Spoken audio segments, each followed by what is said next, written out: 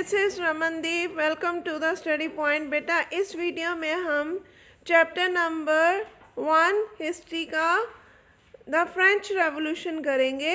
उसका topic third करेंगे, France abolish monarchy and become a republic. The situation in France continued to be tense during the following years. Although Louis XVI had signed the constitution, he entered into a secret negotiation with the King of Prussia. Rulers of other neighboring countries too were worried by the development in France and made plans to send troops to put down the event that had been taking place there since the summer 1789. अब इसमें बेटा क्या था कि France की जो situation थी वो आने वाले सालों में बहुत ही टेंस बनी हुई थी, तनावपूर्ण बनी हुई थी। लुई 16 ने संविधान पर साइन कर दिए थे, पर प्रशा के राजा से उसकी सीक्रेट बात चल रही थी। फ्रांस की डेवलपमेंट से अन्य जो पड़ोसी देश थे, नेबरिंग कंट्रीज थी, वो भी फिक्र में थी, चिंतित थी। इसलिए 1789 की गर्मियों के बाद शासकों ने सेना भेजने का प्लान बना लिया।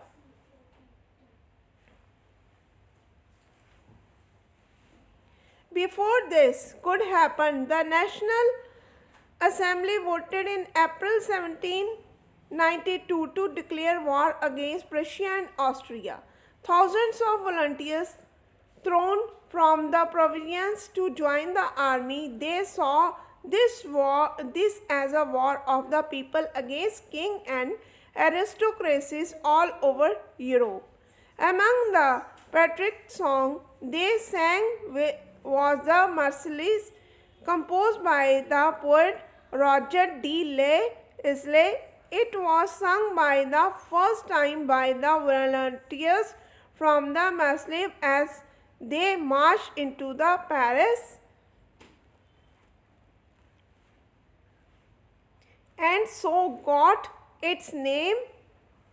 The Marseillaise is now the national anthem of France.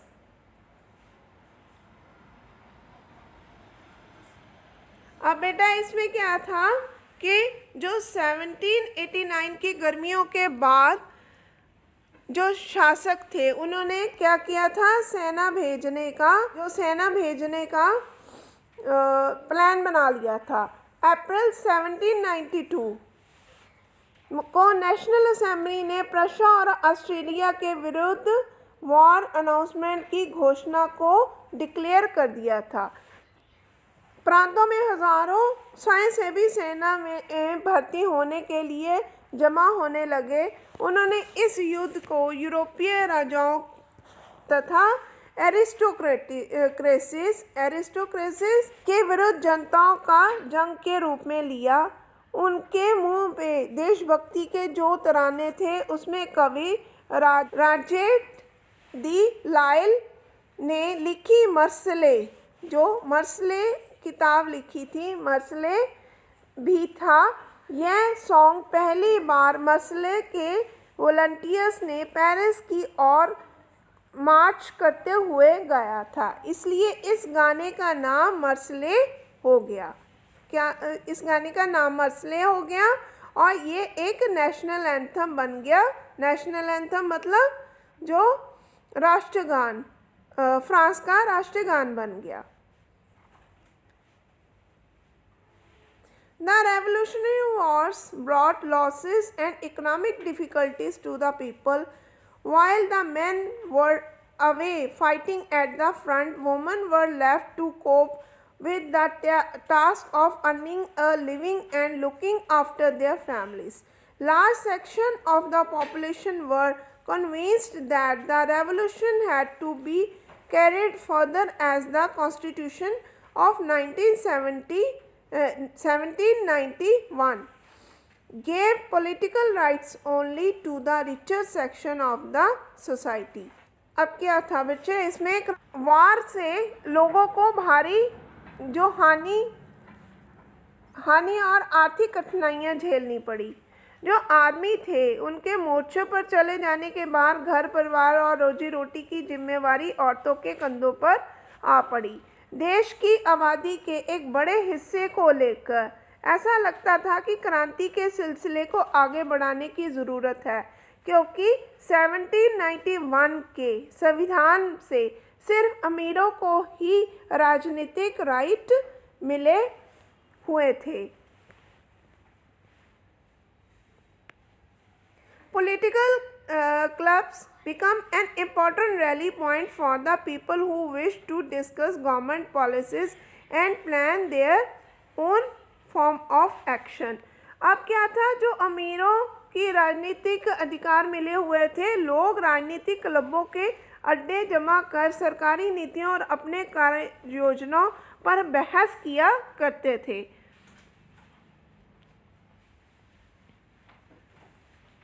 The most successful of these clubs was that of the Jacobin, which got its name from the former convent of Saint Jacob in Paris. Women too, who had been active throughout this period, formed their own club. Section 4 of this chapter will tell you more about their activities and demands. अब क्या था, जो लोग राजनीतिक क्लबों के अड्डे जमा कर सरकारी नीतियों को अपने बहस करते थे, इनमें से जैकोबिन क्लब से सबसे जो पॉपुलर क्लब था, जिसका नाम पेरिस के जो भूतपूर्व थे former convent of Saint Jacob के नाम से पड़ा, जो अब इस राजनीतिक समूह का अड्डा बना हुआ था। इस पूरी टाइम में महिलाओं भी एक्टिव थी और उन्होंने भी अपने क्लब बना लिए। इस अध्याय के सेक्शन 4 में आप उनकी गतिविधियों और उनकी मांगों के बारे में और जानेंगे। Now, next paragraph. The member of the Jacobin club belonging mainly to the less prosperous section of the society. They included small shopkeeper, artisans such as shoemaker, pastry cook, watchmaker, printer, as well as the servant and daily wages workers. Their leaders were Maximilien Robespierre. A large group among the Jacobins decided to start wearing long striped trousers similar to those worn by the dock workers. This was to set themselves apart from the fashionable section of the society, especially nobles who wore knee breeches. अब क्या था, Jacobin club के जो मुख्यतः समाज के जो कम develop हिस्से से आते थे, इसमें से छोटे दुकानदार और कारीगर जैसे जूता बनाने वाले, पेस्ट्री बनाने वाले, घड़ी साज, छपाई करने वाले और नौकरी व दिहाड़ी मजदूर शामिल थे। उनके नेता मैक्सिमिलियन रोबेस्पियर था। जैकोबिन के एक बड़े वर्ग ने गोदी कारीगरों की तरह धारीदार लंबी पतलून पहनने का निर्णय किया। ऐसा उन्होंने समाज के जो फैशनेबल कैटेगरी, खास तौर से घुटने तक पहने जाने वाले ब्रीचेस, घुटने पहनने वाली कुलीन से खुद को अलग करने के लिए किया। यह ब्रीचेस पहनने वाले कुलीन की सत्ता समाप्ति के लिए एक ऐलान था, जो था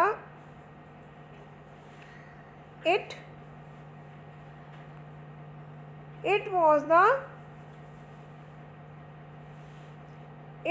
a way of progress and of the जो सत्ता समाप्ति का जो ऐलान किया गया था, ये इस तरह की जो उन्होंने वेयरिंग की थी। These Jacobins came to be known as the sans-culottes, literally meaning those without knee breeches.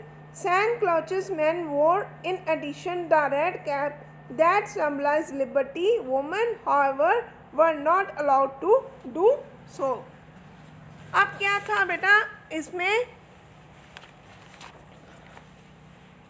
Jacobian के जो 100 गुलाब के नाम से जाना जाता था, उसका शाब्दिक अर्थ था बिना घुटने वाले।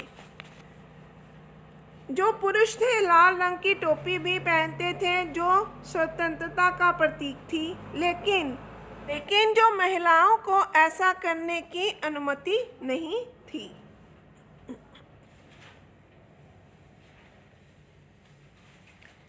In the summer of 1792, the Jacobin planned an insurrection of the large number of Prussians who were angered by the short supply and high prices of food. On the morning of August 10, they stormed the places of the Tuileries massacred the king guards and held the king himself as a hostage for the several hours. Later, the assembly voted to imprison the royal family. Elections were held from now on. All men of 21 years and above, regardless of wealth, got the right to vote. अब क्या था, जो 1792 की गर्मियों में Jacobian ने खाने की चीज़ों और पदार्थों को महंगाई एवं अभाव से नाराज पेरिस वासियों को लेकर एक विशाल हिंसक विरोध की योजना बनाई। 10 अगस्त की सुबह उन्होंने ट्यूलेरिये के महल पर धावा बोल दिया, राजा के रक्षकों को मार डाला और खुद राजा को कई घंटों तक बंदी बना लिया। बाद में असेंबली ने शाही परिवार को जेल में डाल दिया और प्रस्ताव पास किया कि नए चुनाव कराए गए 21 वर्ष से अधिक उम्र वाले जो सभी पुरुष थे, चाहे उनके पास संपत्ति हो या ना, को मतदान का अधिकार दिया गया।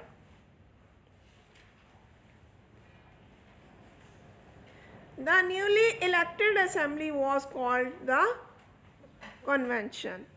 जो निर्वाचित असेंबली को कन्वेंशन का नाम दिया गया, जो नई असेंबली बनी उसको कन्वेंशन का नाम दिया गया। On the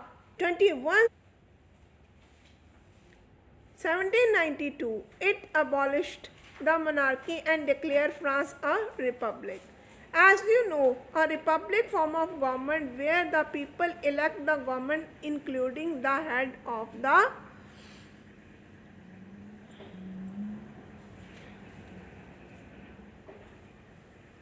government. There is no hereditary monarchy. You can try and find about some other countries that are republic and investigate when and how they become so. अब क्या था बेटा, इसमें नव निर्वाचित असेंबली को कन्वेंशन का नाम दे दिया गया। 21 सितंबर 1792 को इसने राजतंत्र को ख़त्म कर दिया और फ्रांस को रिपब्लिक गणतंत्र घोषित किया।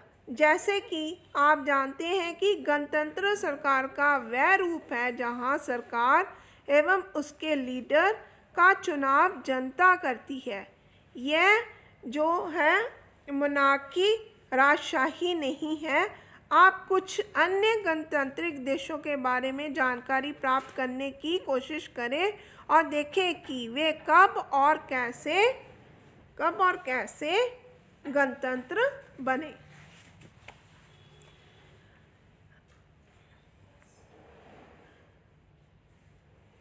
Louis XVI was sentenced to death by the court of the charge of treason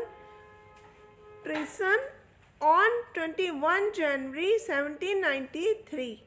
He was executed publicity of the palace of de la Concorde. The Queen Mary Antony met with the same fate shortly after. अब क्या था बेटा कि Lewis 16 को जो न्यायालय द्वारा जो देशद्रोह मान लिया गया और उसको मौत की सज़ा सुनाई गई। 21 जनवरी 1793 को उसको प्लेस डी ला कनकॉर्ड से में उसे फांसी दे दी गई और जल्द ही रानी मैरी एंटोनेट का भी यही हश्र हुआ। यस बेटा, हाँ जी बेटा, इस वीडियो में आज हम इतना ही टॉपिक करेंगे। अब नेक्स्ट वीडियो में 3.1 से स्टार्ट करेंगे। आप मेरे इस चैनल को लाइक, शेयर और सब्सक्राइब करें। थैंक यू बेटा।